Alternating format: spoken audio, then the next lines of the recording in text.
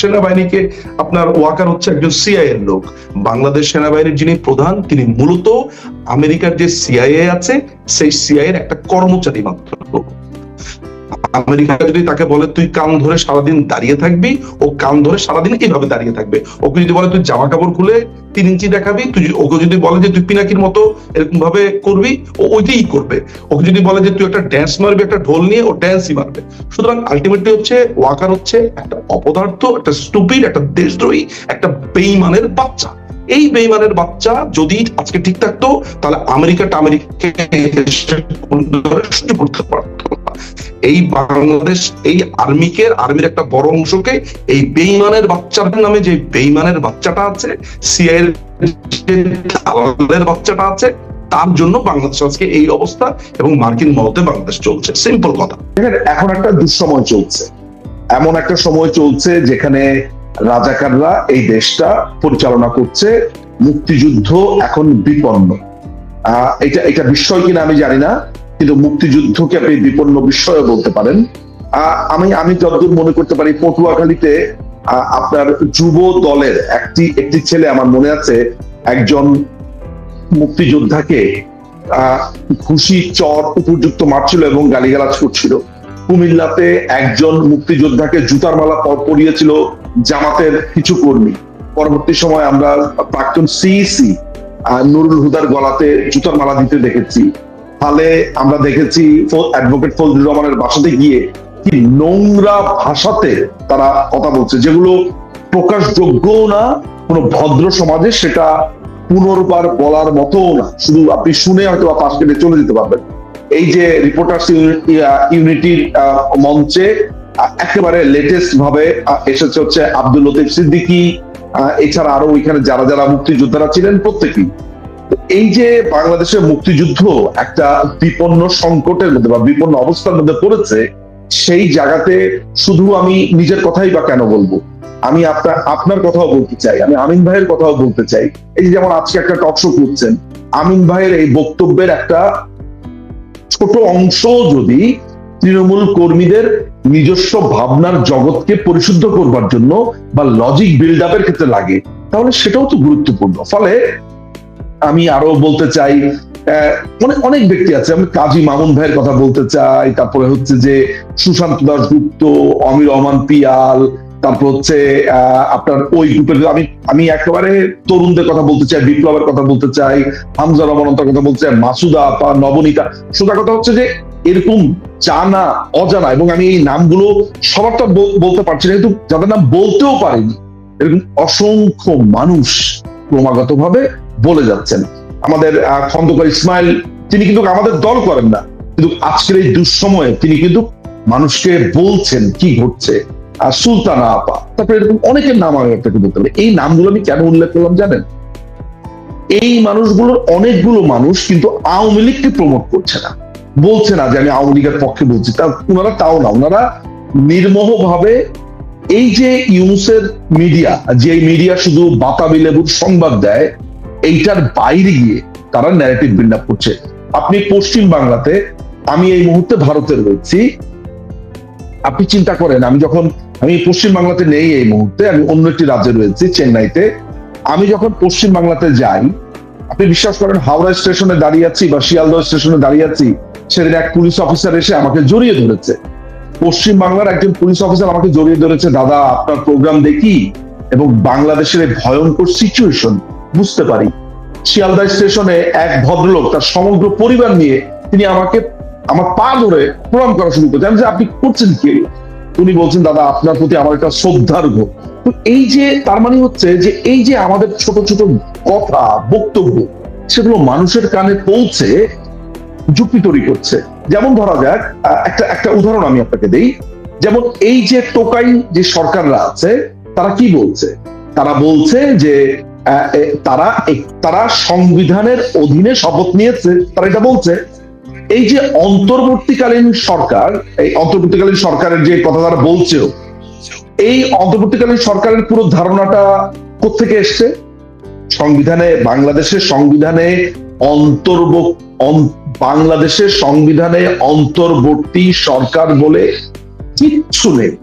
তাহলে কোত্থেকে এলো? তারা বলতে চাইছে যে সংবিধানের 106 নাম্বার অনুচ্ছেদ মোতাবেক রাষ্ট্রপতি রেফারেন্স চেয়েছেন, রাষ্ট্রপতির রেফারেন্সে একটা ফুল হিয়ারিং হয়েছে, যে ফুল হিয়ারিং এ অ্যাটর্নি জেনারেল ছিলেন এবং অন্যান্য পক্ষ সেই হিয়ারিং করে তখন অ্যাপিলেট ডিভিশন একটা মতামত দিয়েছে, সেই মতামতের ভিত্তিতে অন্তর্বর্তী সরকার এসেছে। ডাহা মিথ্যে কথা। আমরা পরবর্তী সময় যখন আইএসপিআর এর আমরা লিস্টটা দেখলাম যে কারা কারা জেলে, কারা কারা সব জেলে বলছি, কারা কারা ক্যান্টনমেন্টে ছিল, সেখানে আমরা দেখতে পাচ্ছি যে অ্যাপিলেট ডিভিশনের বিচারপতি জনাব এম এ রহিম সাহেব, আমি পুরো নাম ভুল না করে এনায়েতুর রহিম সাহেব, তারপর অ্যাপিলেট ডিভিশনের বিচারপতি, প্রধান বিচারপতি ওবায়দুল হাসান শাহীন, তারা আপনার ছিলেন হচ্ছে ক্যান্টনমেন্টের ভেতরে। তারা ফুল হিয়ারিং করলেন কিভাবে? আচ্ছা, যদি তারা ফুল হিয়ারিং করেও থাকেন, আমরা সেখানে দেখেছি কোন ধরনের সিগনেচার ছাড়া আইন মন্ত্রণালয়ের একটা নোটিশ, আইন মন্ত্রণালয়ের নোটিশ দেয় নাকি রাষ্ট্রপতি রেফারেন্স চাইবে অ্যাপিলেট ডিভিশনের কাছে। তার মানে হচ্ছে যে সংবিধানের 106 অনুচ্ছেদের যে নিয়ম নীতি যা কিছু রয়েছে তার কোনোটাই মেনটেন করা হয়নি। তাহলে এই অন্তর্বর্তী সরকার ঠিক কোন আইনে এলো? মহসিন রশিদ নামে এক ভদ্রলোক রিট পিটিশন করেছে, তিনি বলেছে যে রাষ্ট্রপতি যে রেফারেন্স চেয়েছে সেগুলো আমরা দেখতে চাই। পরবর্তী সময় সে নথিও পাওয়া যায়নি, সে রিট পিটিশনের শুনানিও কোনোদিন হয়নি। এই যে এই কথাগুলো আমরা বলেছি, আমি আপনাকে আরেকটা কথা বলতে পারি। আপনারা জানেন যে আমার মার জন্য আমি চেন্নাইতে এসেছি, তার স্টেজ 4, তিনি ক্যান্সারে আক্রান্ত। এই যে এরকম একটা সিচুয়েশনে আপনি বিশ্বাস করেন, আমি আমার মাকে হসপিটালে রেখে এই 106 অনুচ্ছেদ নিয়ে ভিডিও করেছি। বুকটা এত বড় হয়ে যায় যখন দেখি আমার এই সংকটকালীন সময়ের বানানো ভিডিওটা নিয়ে অন্য একজন তরুণ বা অন্য একজন কর্মী বা অন্য একজন ব্যক্তি তর্ক করছে। আবার আমিও কিন্তু শিখছি। ধরা যাক আমিন ভাই একটা বক্তব্য দিলেন, আমি এই তথ্যটা জানতাম না, রণ ভাই একটা কথা বললেন, এই তথ্যটা আমি জানতাম না, এটা আমি স্টোর করে নিয়েছি, ওকে নেক্সট টক শোতে আমি এই তথ্যটা ব্যবহার করবো। ফলে এই যে আমাদের পারস্পরিক মিথস্ক্রিয়া, এই যে আমাদের বক্তব্যটা দূর দূরান্তে ছড়িয়ে যাচ্ছে, এগুলো কিন্তু একক কোনো কর্তৃত্ব নয় যে নিজুম ভাই করছে অমুক করছে, নয়। আমি পুরো ব্যাপারটাকে দেখতে চাই সম্মিলিত ভাবে। আমার কাছে আমার ফিলোসফির জায়গাটা হচ্ছে আমরা ডুবে যাচ্ছি, আমার সন্তান ডুবে যাচ্ছে। যদি দলটা আমার কাছে আমার সন্তান হয়, আমার সন্তান ডুবে যাচ্ছে, আমার এখন প্রধান টার্গেট হচ্ছে আমার সন্তানকে উদ্ধার করা। এই সন্তানকে উদ্ধার করতে গিয়ে অনেকেই বলতে শুনি, অনেক কর্মীকে, যে আওয়ামী লীগ অমুককে রিক্রুট করেছে, তমুককে রিক্রুট করেছে। আমি না এইসব আজাইরা পেঁচালি যাব। আমার দলকে আমি আগে তরিতে উঠাবো, তীরে উঠাবো, দেন আমি আমার দলকে নিয়ে পরবর্তী সময় কথা বলা যাবে যে আমার দলের এই ভুল ছিল, ওই ভুল ছিল। প্রথমে আমার দলকে বাঁচাতে হবে। ফলে এইটা একটা সম্মিলিত প্রচেষ্টা। আমার কাছে মনে হয় আমাদের এই ন্যারেটিভটাই আমরা এইভাবে মানুষের সামনে আনি। আমার কাছে মনে হয় this is how it works. প্রথমত যে মাননীয় প্রধানমন্ত্রী সামান্যতম হলো এক ধরনের স্নেহ আমি পেয়েছি। 2 নম্বর হচ্ছে বাংলাদেশ আওয়ামী লীগের তৃণমূলের নেতাকর্মীরা আমার প্রতি যে ভালোবাসা দেখিয়েছে, এটা আমি আপনাকে বর্ণনা করতে পারবো না। যখন কানাডাতে গিয়েছিলাম, নারাপা আপনার হয়তোবা কিছু হলো মনে থাকার কথা, আপনার সামনে অনেকগুলো ঘটনা ঘটেছে। ফলে এইটা অনন্য একটা পাওয়া। কিন্তু এই জায়গার মধ্যে শিক্ষণীয় ব্যাপারটা দেখেন, আপনার নিশ্চয়ই মনে থাকবে যে এই যে এখন যে টোকাইগুলো আছে, যে অবৈধ যে সরকারটা আছে, যারা সরকার নয় অবৈধ সরকার, এই যে তারা কিভাবে অবৈধ, তারা আসলে অবৈধ কোন পন্থাতে অবলম্বন করে আছে, এই যে সংবিধানের 106 অনুচ্ছেদ, এগুলো নিয়ে বলেছি। বাংলাদেশের যারা আমার ভিডিওগুলো দেখে তারা কিন্তু এখন মুখে মুখে বলছে এবং তারা নিজেরাও যুক্তি দিচ্ছে যে সংবিধানের এই পার্টিকুলার জায়গা তারা বিচ করেছে, অন্তর্বর্তী সরকার বলে কিছু নেই, ইন্টারিম গভর্নমেন্টের পুরো ধারণাটা যে সংবিধান পরিপন্থী। আরেকটা ব্যাপার আপনি লক্ষ্য করবেন, এগুলো হচ্ছে আমি বড় দাগে উদাহরণ দিচ্ছি। আপনি প্রায় টোকাই শব্দটা শুনতে পান না, কথায় কথা শুনতে পান না যে টোকাইগুলো কোত্থেকে এলো। আমি কিন্তু আপনার যদি মনে থাকে তাহলে মনে আছে, আমি একটি টক শোতে আমি বলেছিলাম যে এই বিপ্লবীরা, ওদেরকে বিপ্লবী বলা হচ্ছে। আমি বললাম বিপ্লবী? আমি তো কিছু চোরকে দেখেছি, যারা বদনা চুরি করেছে, যারা কমর চুরি করেছে, যারা হাঁস মুরগি চুরি করেছে। এই যখন আমি এদেরকে চোর বলেছি, যখন আমি এদেরকে বলেছি যে এরা একটা আস্ত চোর এবং এরা হচ্ছে টোকাই, এবং এদেরকে ক্ষমতায়নের পেছনে এদের একটা বড় শক্তি হিসেবে সেনাবাহিনীর এই কিছু আপনার বিপদগামী একটা অংশ তাদের সাথে ছিল, এবং প্রশাসনের একটা বিপদগামী অংশ ছিল। খেয়াল করে দেখবেন, মানে আমি জানি না যে এইটা ওয়াইডলি আপনি একসেপ্ট করবেন কি করবেন না, কিন্তু আমার কাছে যে রেসপন্সটা পাই, আমাকে মানুষজন এটা বলেছে যে তারা এক ধরনের সাহস পেয়েছে।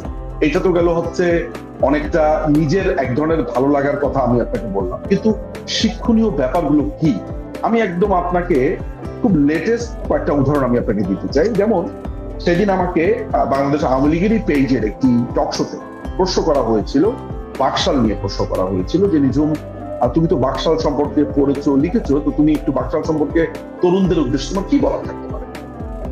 আমি তখন সেই বাকশাল নিয়ে একটা বক্তব্য দিয়েছিলাম। বিশ্বাস করেন আমি কাউন্ট করিনি আসলে, কিন্তু আমার কাছে আমার ইনবক্সে মানে আমি ওই যে স্ক্রল ডাউন করে যতদূর আমার চোখ গেছে, মানুষজন আমাকে একটা কথা বলেছে যে অকপটে স্বীকার করেছে, নিঝুম ভাই বাকশাল নিয়ে আপনি সহজে যেই কথাটা বলেছেন বা যেভাবে বুঝিয়ে বলেছেন, বাকশাল নিয়ে এক ধরনের ট্যাবু বাংলাদেশ আওয়ামী লীগের অনেকের মধ্যেই আছে। ট্যাবুটা এমন যে এইটা নিয়ে কথা না বলি, এড়িয়ে যাই, এই যে একটা ভয়, একটা শঙ্কা।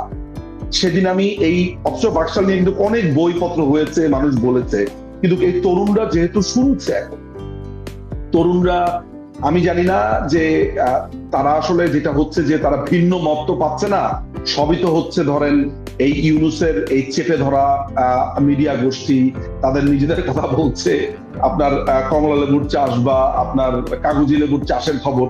তখন যখন তারা আমাদের কথা শুনছে, তারা হয়তো বা খুবই মনোযোগ দিয়ে শুনছে। তারা বলছে যে বাকশাল এত সহজ করে তাদেরকে বুঝিয়ে বলা হয়েছে বা বুঝিয়ে দেওয়া হয়েছে যে এটা তাদের কাছে অনন্য, এবং তারা অকপটে স্বীকার করছে যে বাকশালের গঠনতন্ত্র তারা পড়েনি। বাকশাল যে একটা শোষিতের, যে একটা দেশের একটা ইশতেহার, এটা যে আসলে সর্বহারা মানুষের ইশতেহার, এইটা যে মেহনতি এবং কৃষকের ইশতেহার।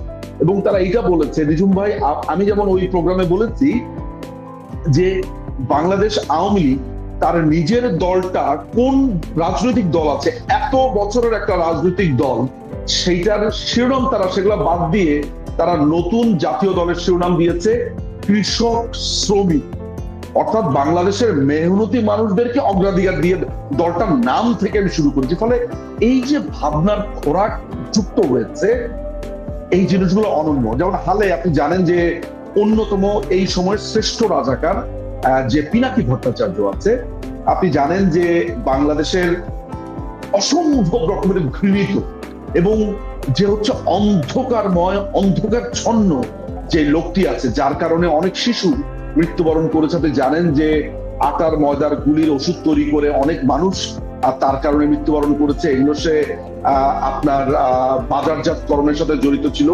সেই লোকটি মুক্তিযুদ্ধের সময় 2000 মানুষ নাকি 2000 নাকি শহীদ হয়েছে বাংলাদেশে, এই দাবি করছিল।